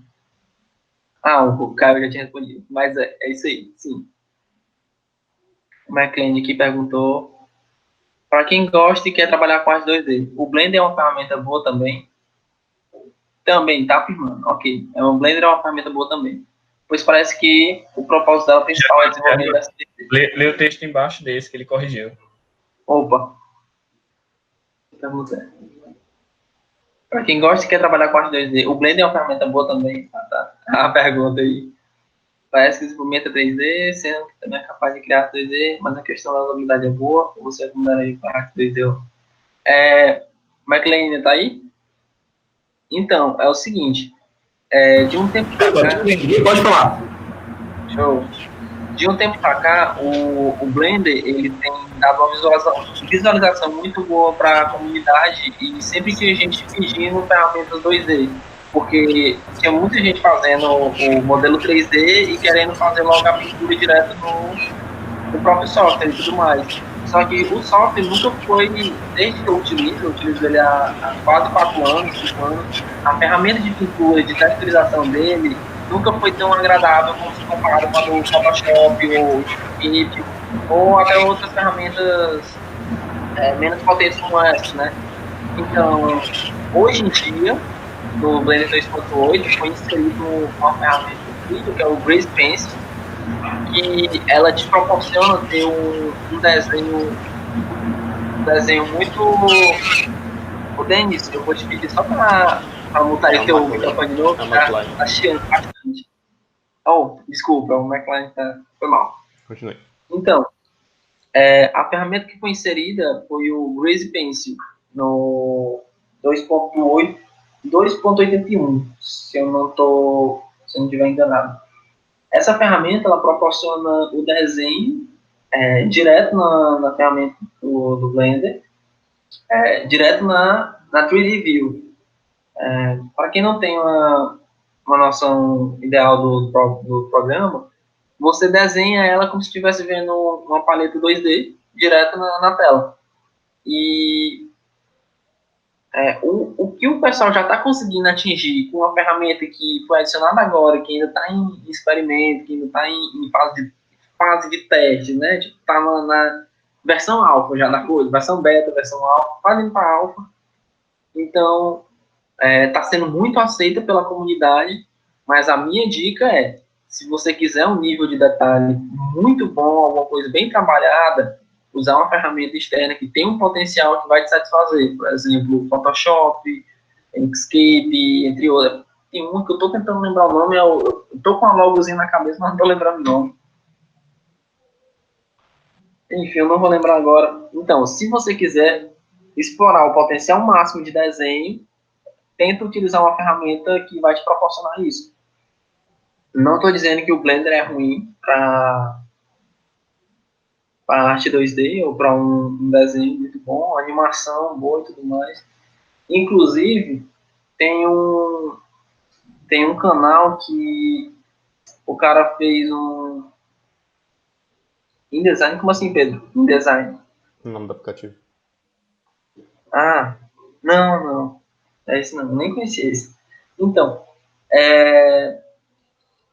tem um canal que o cara faz uma mistura de artes 3D com 2D. Ele faz a arte 3D no Blender e desenha por cima no Photoshop. Se eu não me engano, no Photoshop ele desenha por cima.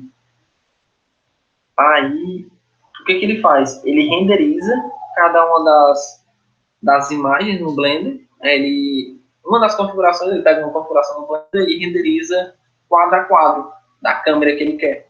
E depois ele leva esses quadros para o Photoshop e vai desenhando em cima, a animação 2D mesmo. Inclusive, essa é uma técnica que é feita por estúdios de animes e desenhos, animações, esse tipo de coisa. É uma técnica até que comum. E já existem vários animes, vários desenhos com arte animação 3D, inclusive, renderizado 3D, pintado 2D, né? Então, a minha dica é essa. Se tu quiser explorar o potencial máximo do teu desenho, procura uma ferramenta que vai te proporcionar esse potencial. O Blender é uma ferramenta muito boa, mas, sinceramente, eu acredito que hoje tu não vai conseguir explorar o potencial máximo do desenho com o Blender. Não em 2D, pelo menos. Beleza, entendi a resposta e, assim, tirou minha dúvida, né? Então, assim, concluindo, se for desenvolver arte 3D, o Blender. Agora, se for partir para algo 2D, um jogo, né, usar outras ferramentas, né, como o Inkscape ou Photoshop. Beleza, tirou minha dúvida.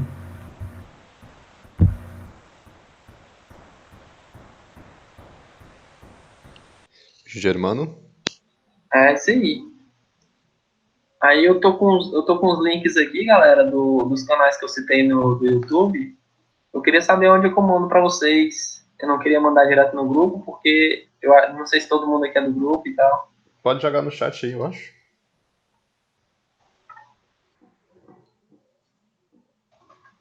E também, qualquer coisa, as pessoas podem chegar a ti através do Piauí, caso queiram também pedir mais detalhes, como o próprio link e tal.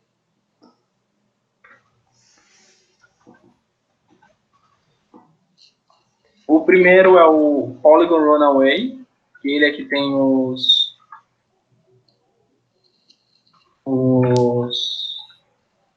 vídeos sobre low poly, cenas low poly e tudo mais, com vários comentários interessantes, e ele consegue trazer uma gama tão diversificada de modelos, de temas.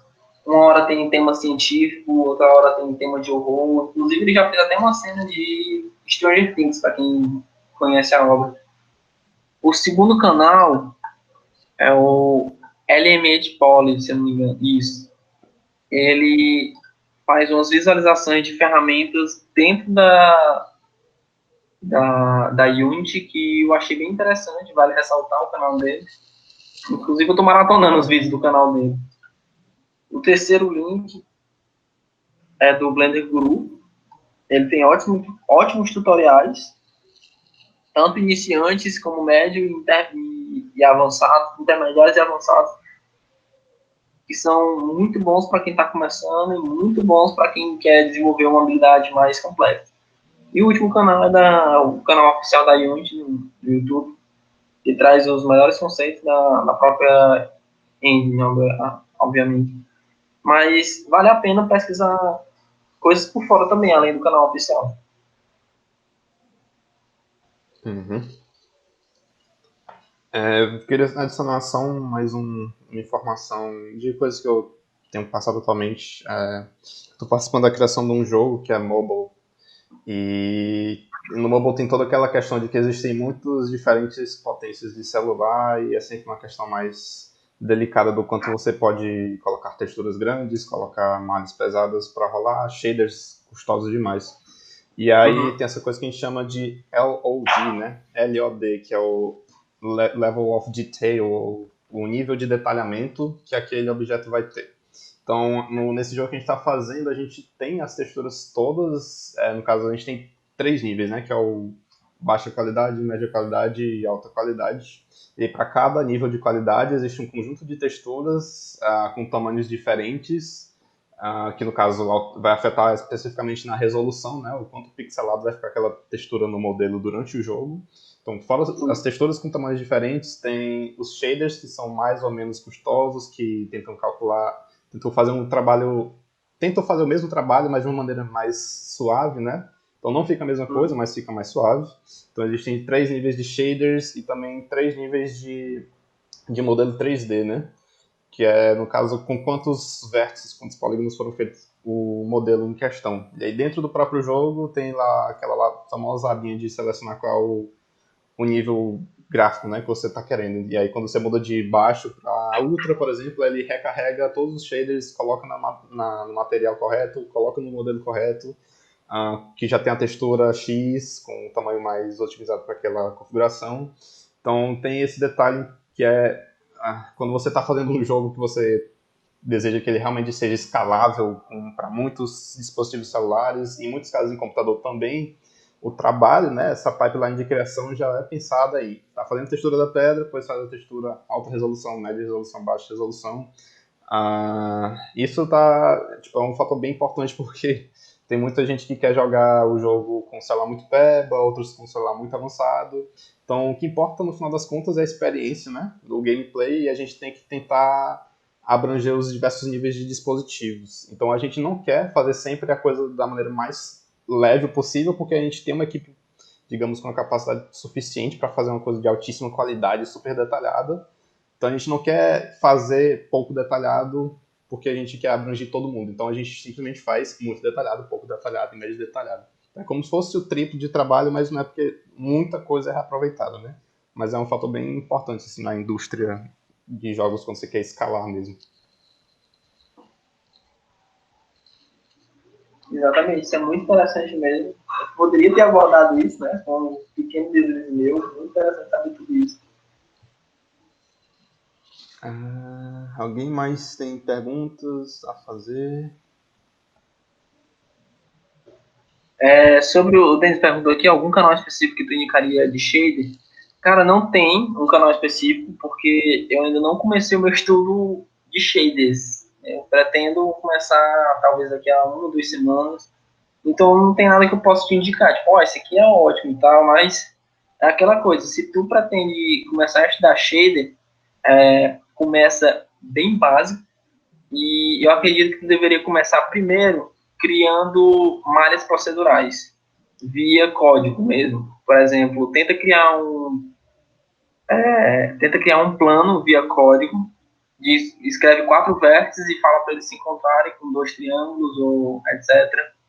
Aí, beleza, começa por aí mesmo. Depois que tu fizer um plano, faz um cubo. Depois que tu fizer um cubo, tenta fazer um hexágono, alguma coisa assim. Vai começando a aumentar os teus horizontes. Depois que tu aprender, depois que tu estiver dominando essa parte de criação de malha procedural, pega o plano que tu tem e depois tenta criar um shader, digitar mesmo o shader dele e escrever um shader para ele fazer uma alteração nesse teu plano.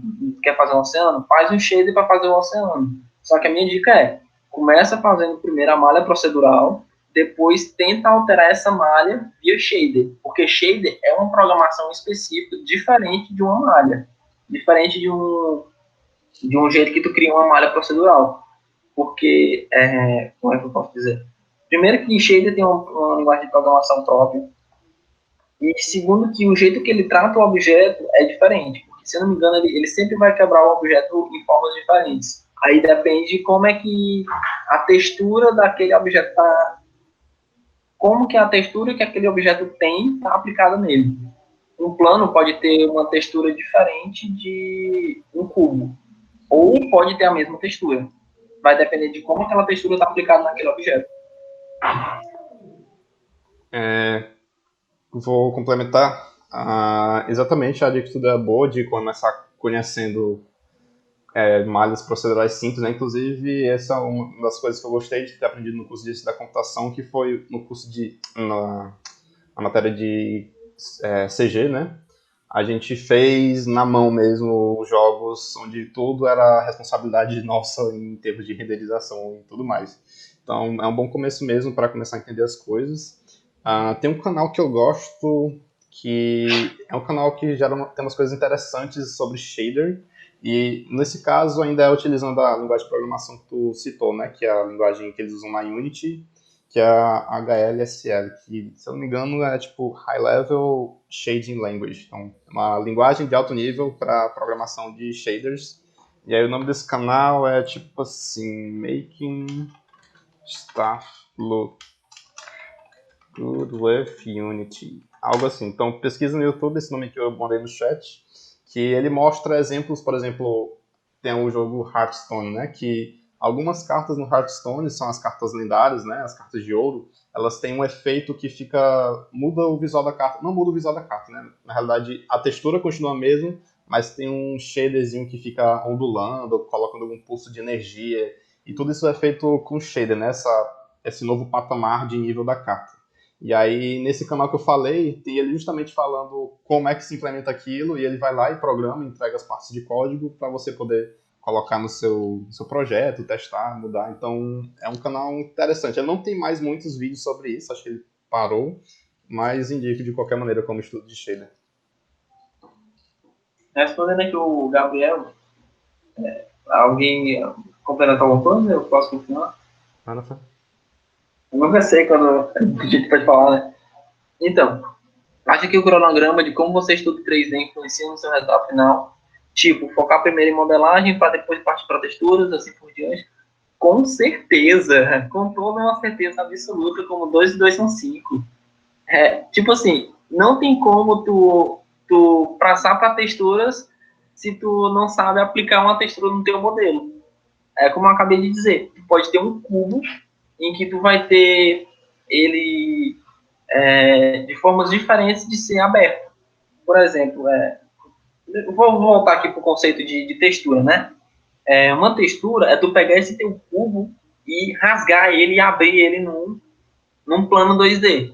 Aí tu vai pegar a textura e colocar em cima desse plano 2D e depois vai comprimir de novo a tua textura que estava rasgada, tu vai comprimir de novo no teu cubo.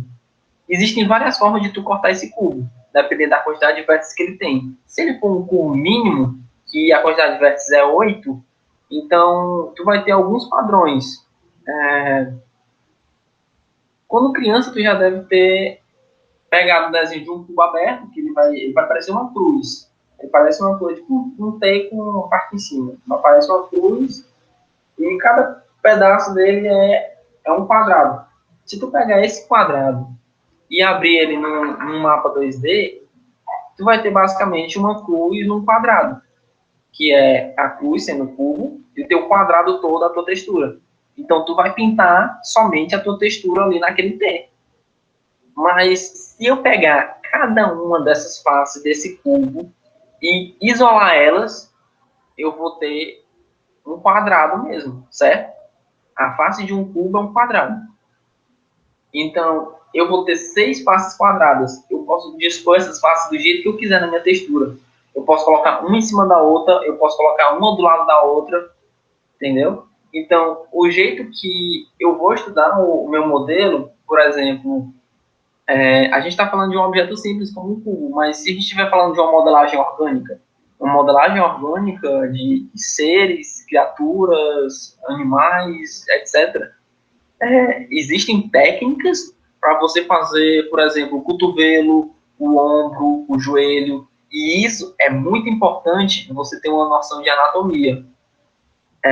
Se eu te der agora um modelo de um alien e um modelo 3D de uma pessoa, tu vai achar o modelo do alien muito mais real do que o da pessoa. Porque no teu cérebro tu tem uma gama tão incrível de referências humanas que na hora que tu vê um modelo, tu já é capaz de discernir isso. Mas com um alien não. Por quê? Porque tu não sabe qual é a estrutura do corpo de um alien, tu não sabe se ele tem ossos, tu não sabe como é que é a musculatura do corpo dele. Então, assim, se tu tiver uma boa noção de anatomia, tu pode definir os traços do alien de alguma forma que no teu modelo fique com sentido. Aí, beleza. Ou seja, tu aplicou o teu conhecimento de anatomia, tu aplicou o teu conhecimento de 3D em cima do teu modelo. Agora tu vai aplicar o teu conhecimento de texturas. Cara, agora eu preciso cortar esse meu objeto aqui. E esse traço de cortar é o que a gente chama de unwrap. Unwrap. E isso é um estudo. E isso aqui é um estudo a mais na modelagem 3D. Assim como rigging, como animação e tudo mais. Isso aí é tão importante que existem técnicas para tu cortar o teu modelo. Por exemplo, tu não quer cortar o teu modelo onde seja facilmente visível. No caso do ombro do teu alien, tu não quer cortar ele bem na frente.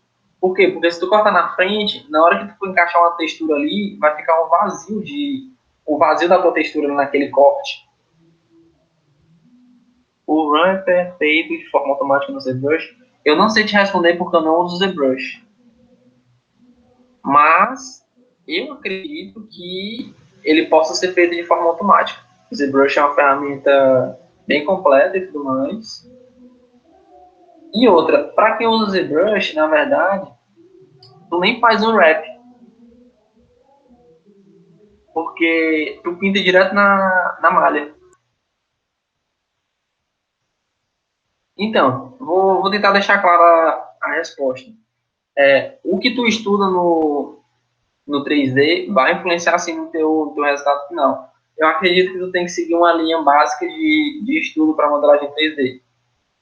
Ter noções geométricas, conseguir fazer o mínimo de objetos 3D, ter noções de anatomia, se tu quiser partir para um estudo de personagens, de modelagem de personagens e tudo mais, ou uma noção de perspectiva, caso tu queira fazer cenários, objetos de cenários e coisas do tipo.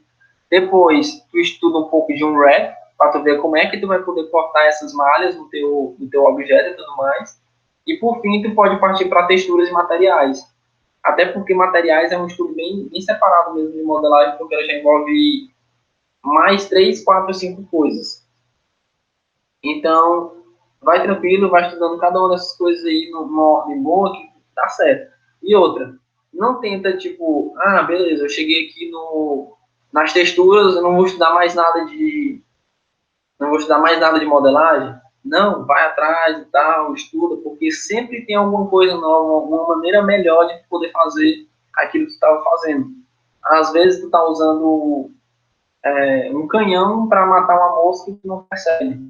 Tipo, o jeito que tu fazia uma aula antigamente, eu te apresentei esse material de shaders, talvez seja até melhor tu fazer a corda desse jeito hoje em dia.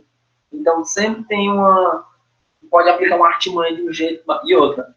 Tudo vai depender da tua arquitetura. O jeito que tu tá fazendo a corda hoje, seria interessante tu fazer uma mega corda, com essa corda aqui que eu apresentei e tal, fazer para um jogo que tem só uma cena, um jogo de puzzle que é só uma sala e tudo mais, vai fazer uma mega corda para um jogo low poly desse jeito. Às vezes não fica nem bonito, às vezes não encaixa, então tudo depende, tudo é variável. Então, espero que tenha ficado clara aí a resposta.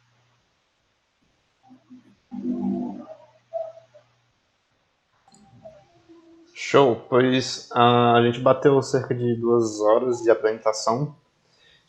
Caso alguém tenha ainda mais alguma pergunta, acho que fica encargo aí de falar com o Germano pessoalmente, pegando contato dele. Então agora a gente vai fazer a nossa pausa de 10 minutos. Muito obrigado, Germano, pela palestra. Eu sei que não não é fácil gerar conteúdo quando a loucura da quarentena está acontecendo. Então, muito obrigado pela apresentação. Creio que todo mundo gostou bastante. E agora a gente vai fazer a pausa. Deixa eu compartilhar aqui.